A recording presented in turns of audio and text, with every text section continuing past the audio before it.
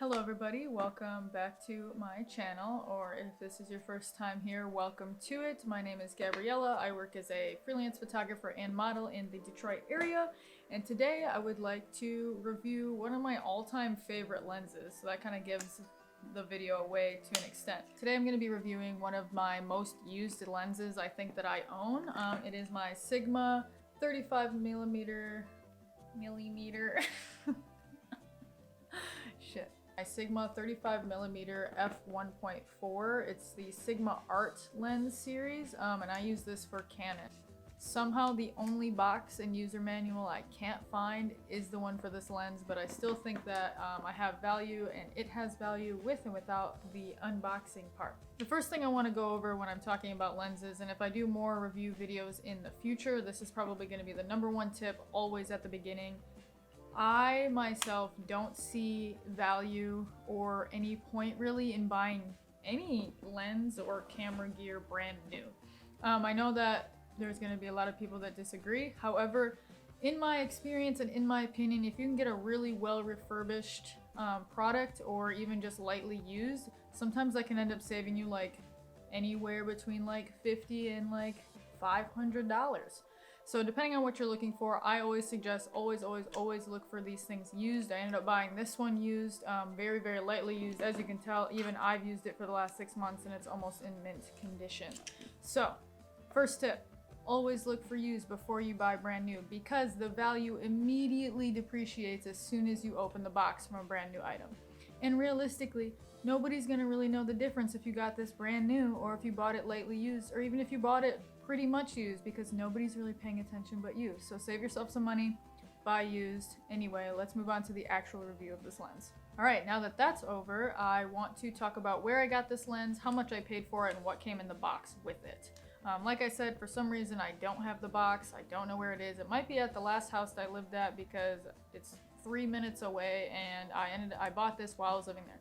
I got this at Adorama.com. I got it lightly used in their excellent condition, which they give an E- for, which is basically just an A-. When I opened it, there was absolutely no scratches on it, nothing on the glass, no problems with it at all. It basically looks brand new, but I didn't have to pay the retail value, which is $900 for this lens. Right now, Adorama has a sale on this for $699 instead of $899 brand new. Still a pretty good deal. I ended up getting this for roughly $560, and mine also came with the USB upgrade dock for the software for this lens, which we'll talk about later. And of course, I still have that box. Aside from that, obviously it came with the lens. It came with the lens hood for this lens, which is really nice, and it just stores right on there, so that's pretty convenient. And then a lens cap for the front and the back. So let's take a look at it a little bit more closely, so you guys can kind of see some of the elements in a better way, because this is kind of far for you guys to see.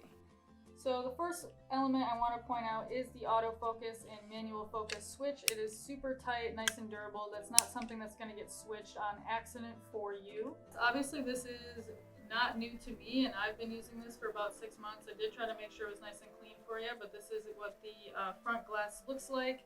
It is a little bit bulbous, which with the 35mm being a little bit wider than the human eye, is going to distort images a little bit, but nothing crazy and nothing that you can't fix in Lightroom or Photoshop.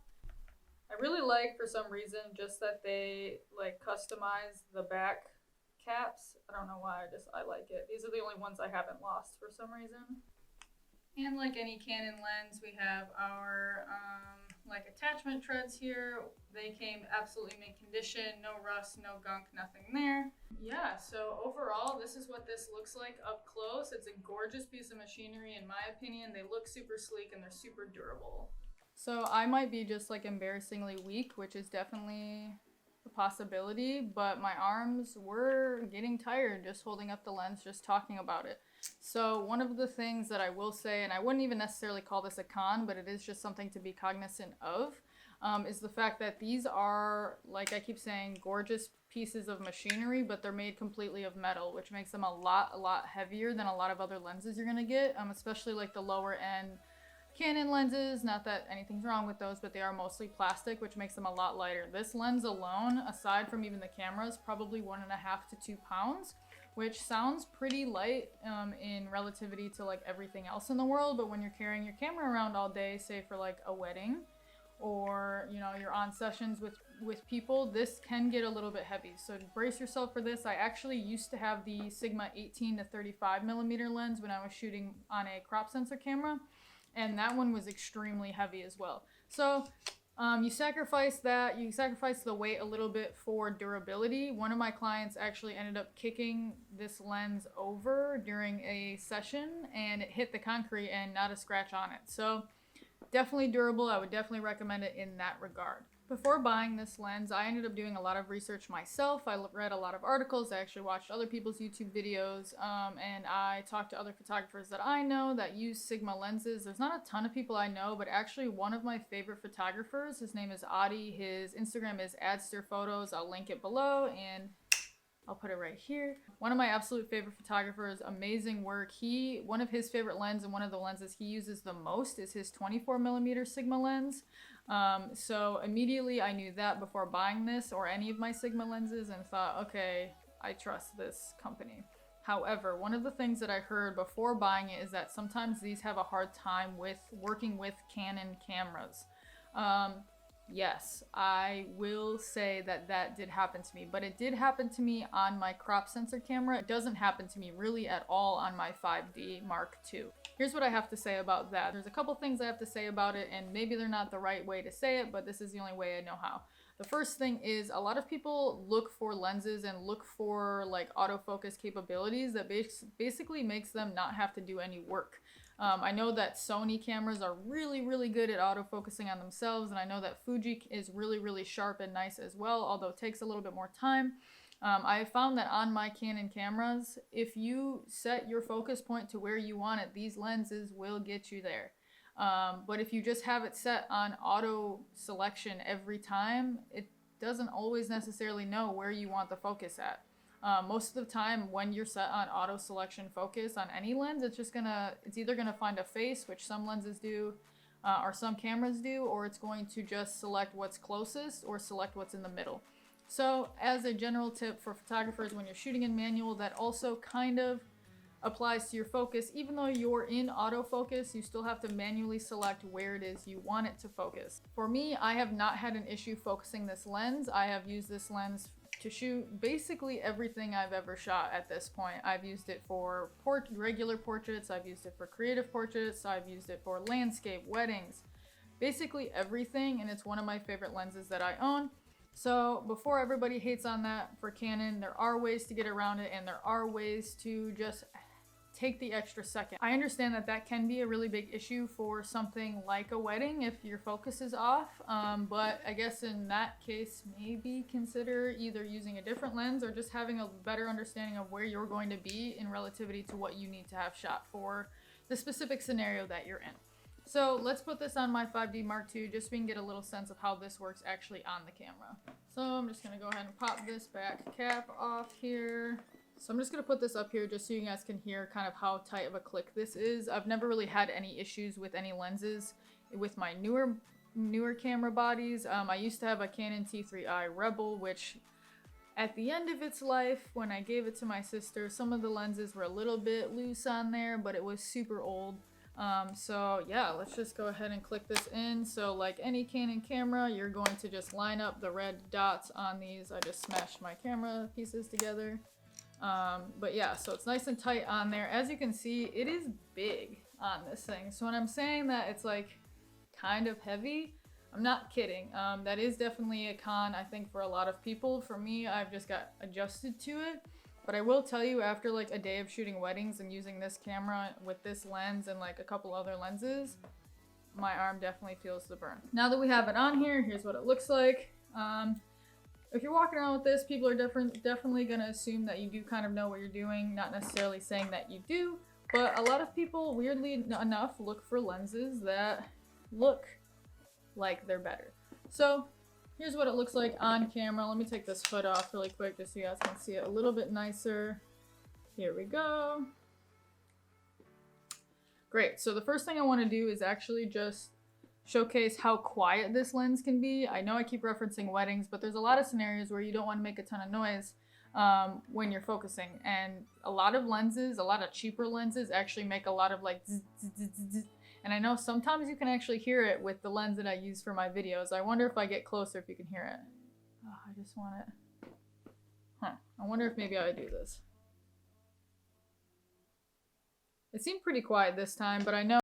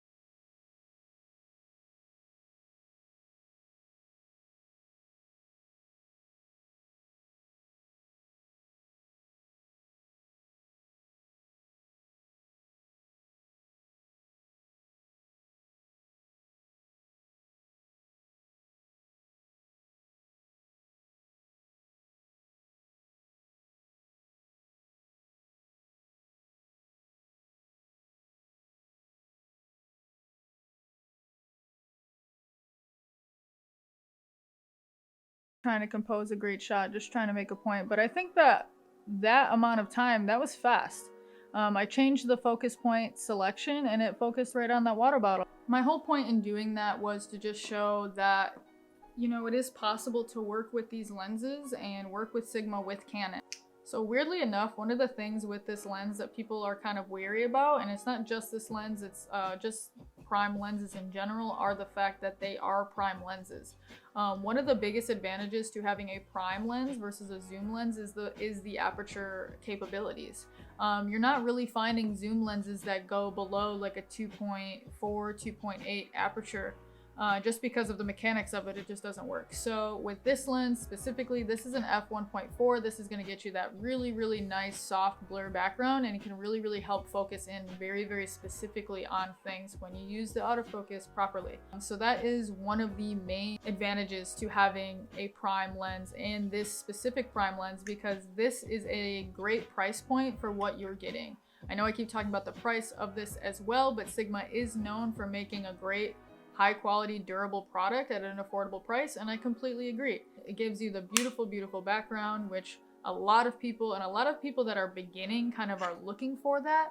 I am in a photography, like a beginning photography group where I kind of give people guidance on what they should buy and how they should buy or why they should buy or anything.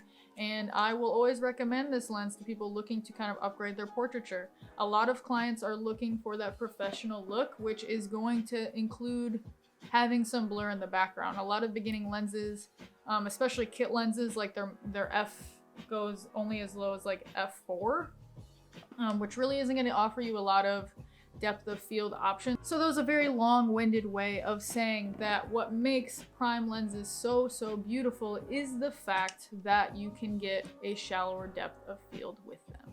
I'm not going to include it in this video, but I did just kind of want to show you guys how this works, and if it is something you guys want to know how to do, go ahead and just say that and I'll make a separate video for it. This is what the USB dock looks like for Canon. So this is pretty nice. It comes with just like a little plug-in for your computer, and the cord plugs into here, and then it's just a USB on the other side. So unless you're like me and have a new MacBook Pro, very simple just to plug it right in. If not, you need a USB-C to USB adapter. That doesn't matter, it still works. So basically all you have to do is the same thing you would do with your regular putting the lens on the camera. You just line up your red dots here at the top, line them up if I can, and it clicks right in. Plug that in your computer, you go to the Sigma website, and you can update the software in this lens. Like I said, I'm not going to do that in this video because this is just a review video of this beautiful piece of technology. But if you guys do want to know more about how to do that or just see how to do it, let me know and I will definitely make a video for that. So not a super long video, not a super long review. However, I did just want to kind of plug that lens because it is one of the lenses that I carry with me at all times. I use it almost exclusively now, which sounds kind of crazy, but I haven't really been in any scenarios, A, where anybody else is involved, so I don't have to worry about wasting anybody else's time, and B, it just works for what I do. I think that the 35mm is a great medium ground for being able to get wide shots, but also be able to get some nice close-up portraits. Like I said, feel free to check out the photos I already have shown, or if you have any questions about kind of what my settings were or anything, I usually post those anyway, but by all means, if you guys have any questions about the lens, that is really helpful because realistically, it's kind of cut and dry reviewing something that I really like. I would recommend this lens for people that are on a budget. This is still a little bit of a higher budget lens. It's definitely not something you're gonna find for very cheap. I would always recommend buying it from somewhere that will give you a warranty. Facebook Marketplace is a great place to look, but in my experience, you can get scammed from there. So be careful. I love the two Sigma lenses I've had, and I will probably end up purchasing more in the future. Thank you so much for watching. Like and subscribe if you liked this video, or if you didn't, tell me why below. It might have been a useless review, I don't know. I've not really done reviews, I've only reviewed one thing before. I try to be informative, but if you guys need more, let me know. I will happily do better next time. Stay home, stay safe, and I'll see you in the next video.